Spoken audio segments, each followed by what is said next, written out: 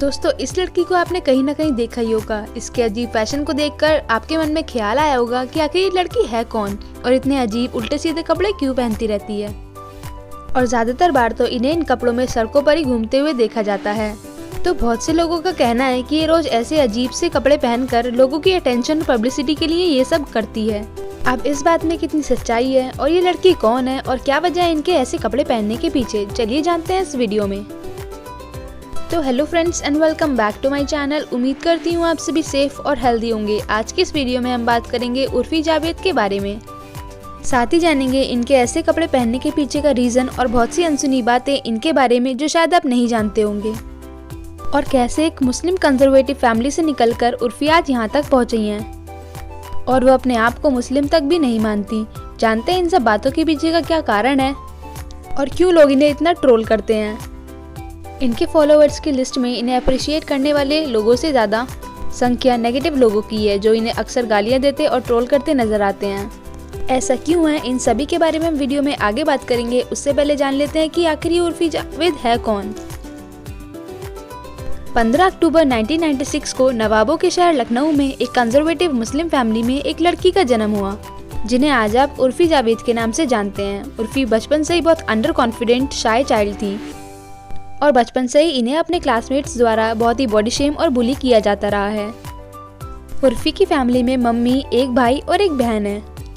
उर्फी अपने पापा को अपनी फैमिली का हिस्सा नहीं मानती, क्योंकि उन्होंने इनकी फैमिली और उर्फी को काफ़ी टॉर्चर किया है और दूसरी शादी कर ली, जिसके कारण उर्फी और इनके पापा के रिश्ते काफ़ी ज़्यादा खराब हो गए थे। उर्फी ने अपनी स्कूलिंग लखनऊ के एक सिटी मॉन्टेसरी स्कूल से कंप्लीट की है। उर्फी की स्कूलिंग एक नॉर्मल बच्चे जैसी नहीं रही है। इन्हें बहुत ज़्यादा बुली और टॉर्चर किया जाता रहा है। दरअसल इनके साथ एक ऐसी ट्रेजेडी हुई थी जिसके बाद उर्फी पूरी तरह टूट गई थी।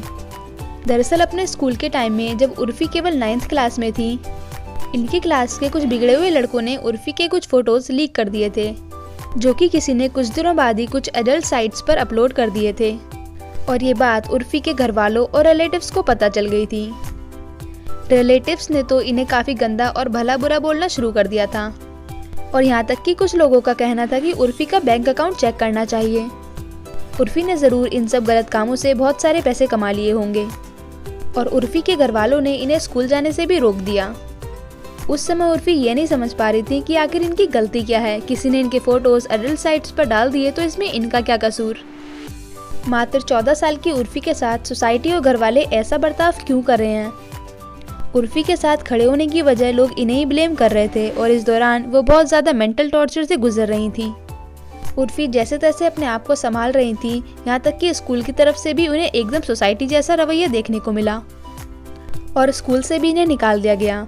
उर्फी काफ़ी साल तक रेस्ट्रिक्शंस और टॉर्चर्स में रहती रहीं और फिर एक दिन इनके पापा ने इनकी फैमिली को छोड़कर दूसरी शादी करने का फैसला किया। और तब इन्हें पहले तो बहुत बुरा लगा, लेकिन इन्होंने उस बात को एक्सेप्ट किया और फिर पॉजिटिव रहते हुए सोचा कि जब इनके पापा दूसरी शादी कर लेंगे तब ये रेस्ट्रिक्शंस और टॉर्चर से निकल जाएंगी। उर्फी के पापा ने दूसरी शादी कर ली, जिसके बाद इनके छोटे भाई बहन और मम्मी की रिस्पॉन्सिबिलिटीज़ उर्फी पर ही आ गईं। और तब उर्फी उस दौरान ग्रेजुएशन कर रही थी, जिसके साथ साथ उर्फी ने कॉल सेंटर में जॉब करना भी शुरू कर दिया। इन्हें कॉल सेंटर में बस इतना पैसा मिलता था जिससे इनकी फैमिली बस 2 वक्त का खाना खा सके। और तब फिर इन्होंने 2015 में मुंबई आने का फैसला किया।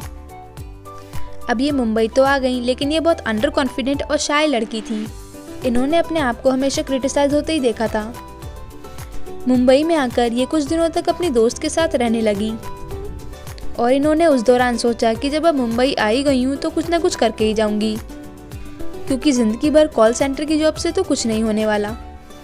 और तब फिर इन्होंने कुछ टीवी सीरियल्स के लिए ऑडिशन देने का फैसला किया, लेकिन उस समय ना इन्हें कोई एक्टिंग आती थी और ना ही इनका कोई कनेक्शन था, तो इन्हें अपने पहले काम को पाने के लिए ही बहुत स्ट्रगल करना पड़ा।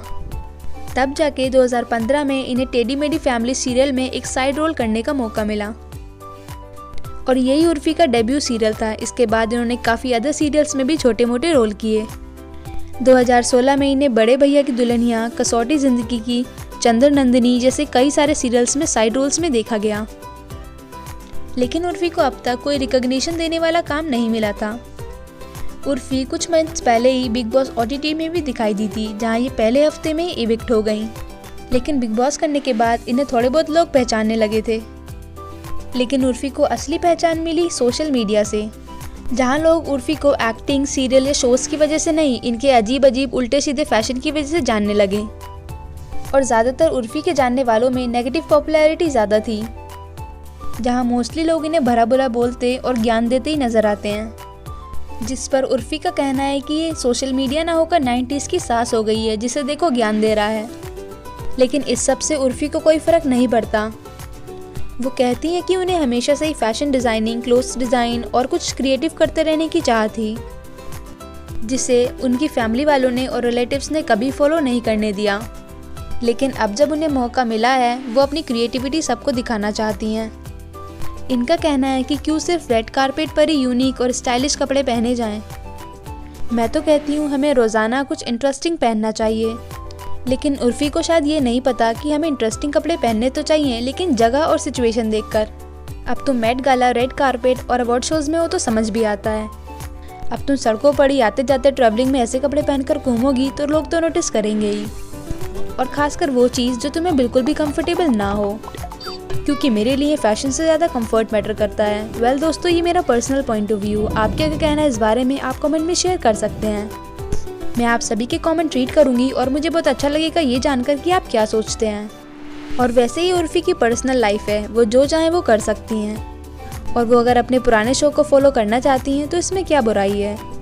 और किसी भी ट्रोलर के कुछ भी बोलने पर उर्फी को कोई फ़र्क नहीं पड़ता। वो कहती हैं कि वो जो करती हैं वो अपनी मर्ज़ी से करती हैं, और वो उन लोगों को भी कहना चाहती हैं जो मुस्लिम बनकर उन्हें ज्ञान देते हैं।